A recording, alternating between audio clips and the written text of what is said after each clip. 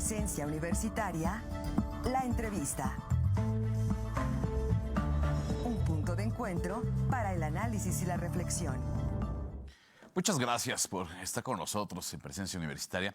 Y por supuesto también agradecerle a nuestro invitado, está con nosotros a través de plataformas digitales. A la distancia, el doctor en Derecho Santiago Nieto Castillo, quien en la actualidad es el encargado de despacho de la Procuraduría de Justicia de Hidalgo y a quien le agradezco su tiempo, su apertura para con este espacio. Como siempre, doctor, ¿cómo está? Un gusto saludarlo a la distancia. No, igual, una disculpa, estoy a la orden y muchísimas gracias por la oportunidad de poder conversar. Muchas gracias, doctor. Y bueno, hay un tema que quisiera colocar sobre la mesa en esta entrevista y es justamente esta política implementada, me parece que desde los primeros días de ejercicio del poder público del presidente de la República, en donde hubo una preocupación desde el gobierno federal por justamente combatir el robo de combustible, es decir, lo que conocemos coloquialmente como el llamado huachicoleo, es decir, el robo en las tomas, en los ductos que las transportan a distintos puntos de la República. Tengo un dato relevante. En Querétaro, aquí en Querétaro, hay dos líneas que transportan hidrocarburos. Uno que es el poliducto que va de la refinería de Tula Hidalgo, hacia Salamanca. Quiero pensar, doctor, que este poliducto atraviesa justamente Querétaro. Y de ahí me parece a mí también la pertinencia, la oportunidad de que haya coordinación entre las autoridades de los tres niveles de gobierno, incluso a nivel interestatal, es decir, entre entidades federativas. ¿Es correcta esta apreciación, doctor? Bueno, sí, efectivamente.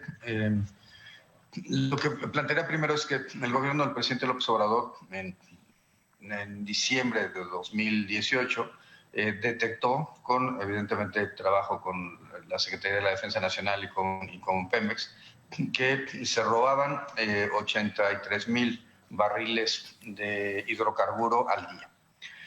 Con la primera parte de la política, que fue cerrar los ductos, que traer pipas del extranjero y después establecer mecanismos de patrullaje de los ductos, esto se logró disminuir a unos 8,000 barriles diarios, después como a 6,000 barriles diarios. Ha habido días en donde la medición ha sido de 3,000 barriles diarios todavía en el ámbito de los ductos que atraviesan el país.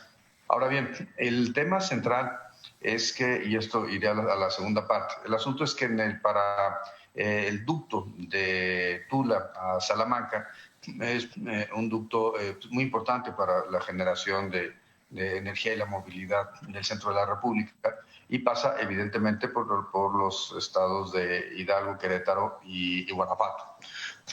Es uno de los puntos centrales y esto ha generado la construcción de cárteles en el ámbito local. Particularmente en Guanajuato fue importante el cártel Santa Rosa de Lima, que se dedicó o empezó en marro con las operaciones de robo de hidrocarburos y después se fue diversificando hacia otras conductas delictivas como la extorsión o el secuestro. Es el tema del cártel de Palmillas, que actualmente está operando en las zonas, sobre todo Querétaro e Hidalgo. Y bueno, evidentemente yo soy un convencido de que este tipo de dinámicas son dinámicas supraestatales y por tanto la única forma de poderlas convertir de manera adecuada es con el trabajo de la Sedena, la Guardia Nacional, las fiscalías locales, la Fiscalía General de la República, porque al final del día el delito de robo de hidrocarburos es competencia federal, y bueno, por supuesto, pues las secretarías de seguridad. El tema central es que es necesaria una coordinación y es uno de los puntos centrales de las agendas en la Conferencia Nacional de Procuración de Justicia, cómo se combate el robo de hidrocarburos en esta región, o sea, en la región que nos ocupa, Querétaro, Guanajuato e Hidalgo, pero también en otras latitudes. Hay que pensar que los ductos puede ser Poza Rica, podemos hablar de Cadereyta, podemos estar pensando en Brownsville, como los lugares donde terminan los ductos, pero bueno, evidentemente pues hay que seguir trabajando de manera coordinada para poder disminuir la capacidad operativa de estos grupos delictivos. Ahora, doctor, como bien usted hace la acotación, el robo de hidrocarburo se configura o es un tipo penal configurado en el Código Penal Federal. De ahí que sean las autoridades federales las encargadas de la persecución y evidentemente la sanción en el supuesto a quienes resulten ser responsables de este delito. ¿Cómo puede colaborar una autoridad municipal o una autoridad estatal justamente para reducir el robo de hidrocarburos en nuestro país? Bueno, creo que tanto a nivel municipal como a nivel estatal hay que recordar que cualquier persona, cualquier autoridad puede perseguir los delitos en flagrancia. Hay que pensar que, sobre todo en el ámbito municipal, pues es la experiencia que tenemos en Hidalgo, han sido las policías municipales las que han detectado las extracciones por parte de los grupos delictivos de los ductos de Pemex. Adicionalmente, hay que pensar que en el ámbito de procuración de justicia, el delito robo de hidrocarburo viene acompañado de otra serie de fenómenos delictivos. Nuevamente, la experiencia en Hidalgo nos demuestra que en todos los casos donde ha habido o hemos localizado en cateos depósitos de hidrocarburo, también hemos encontrado narcóticos y generalmente armas. ¿Qué significa esto? Que finalmente el robo de hidrocarburos genera una serie de dinámicas delictivas que son competencia del fuero común, como el homicidio doloso, como los temas vinculados con el secuestro, la extorsión, inclusive yo diría el narcomenudeo, están íntimamente vinculados con estos grupos. Al final del día, Santa Rosa de Lima o Cártel de Palmillas lo que han hecho es utilizar el cobro de piso, la extorsión, como una mecánica para poder ir diversificando sus actividades delictivas, y eso es competencia local. Por tanto, cuando nosotros hemos encontrado en un cateo o en una detención en flagrancia, etcétera, recipientes con hidrocarburo, lo que hemos hecho ha sido asegurarlos, ponerlos a disposición de la Fiscalía General de la República, pero ir procesando a las personas que han sido detenidas por los delitos del fuero común que son de nuestra competencia. Particularmente, insisto, en el narcomenudeo, pero pues hemos tenido un caso reciente importante que inclusive había aportación de armas, también competencia federal, porque eran R15, y que pues, nos demuestran la capacidad de fuego que tienen estos grupos criminales, cuya principal operación tiene que ver con el huachicol. Creo que lo peor que puede hacer una autoridad es negar la existencia de estos grupos, por un lado, y segundo, la otra parte peor que puede hacer la autoridad es no coordinarse para estar combatiendo estas conductas que al final del día se traducen en una afectación de la calidad de vida de las personas, por lo menos en los estados a los que me he estado refiriendo. Ahora, doctor, ¿se refiere usted al cártel, este autodenominado cártel Palmillas, que justamente ha estado documentado en diversas notas periodísticas? Tienen como actividad predominante el robo de hidrocarburo, y diversas notas periodísticas también señalan que tiene operación tanto en el estado de Hidalgo como en el estado de Querétaro. Y de ahí me parece justamente que es lo que se ha generado reflexión en días anteriores, la necesidad, la pertinencia de que exista colaboración entre las fiscalías tanto del estado de Hidalgo como del estado de Querétaro. Y de ahí justamente que hemos leído, hemos visto, hemos escuchado que aparentemente, pues bueno, no hay esta coordinación en el deber ser. Doctor, si me pudiera ayudar a acotar lo que sucede en la colaboración entre las fiscalías de Querétaro y de Hidalgo. Bueno, nosotros tenemos una enorme relación con muchas fiscalías. De hecho, esta semana tenemos una reunión con las fiscalías de Puebla y de Tlaxcala para darle seguimiento a los asuntos comunes. Ayer tuvimos una sesión, inclusive con el Estado de México. Hemos estado en absoluto contacto, inclusive con Guanajuato e inclusive con Tamaulipas. Es público y notorio que yo he tenido a lo largo de mi vida profesional muchos enfrentamientos con el exgobernador de Tamaulipas, pero eso no obstó para poder tener relación con el fiscal de Tamaulipas y ir avanzando en temas de interés común. Le pedí una cita al fiscal de Querétaro y no me recibió. Incluso estuvo en las propias oficinas de la fiscalía, no entiendo la razón.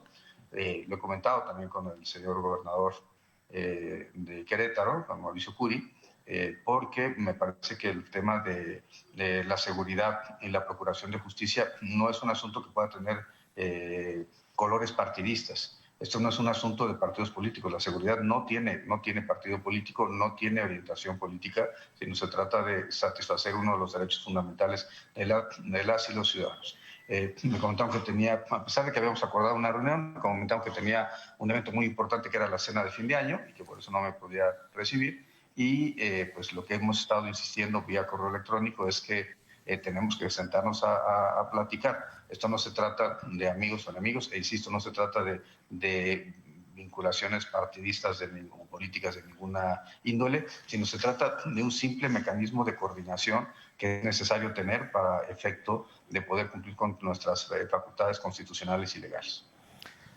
Doctor, a manera de ir acotando, porque lamentablemente se nos termina el tiempo, ¿cuál podría ser el deber ser de colaboración? Ya no me voy a referir a ninguna fiscalía o procuraduría en particular, pero ¿cuál tendría que ser el deber ser entre autoridades estatales, a nivel procuraduría, a nivel fiscalías, para poder tener un combate eficaz en el robo de hidrocarburos en nuestro país? Bueno, yo creo que la coordinación es fundamental y me pienso un poco en GAFI, el Grupo de Acción Financiera Internacional, SARAF, por sus siglas en inglés, es el espacio en donde se han generado 40 recomendaciones para el Estado mexicano, en general para los estados que somos parte.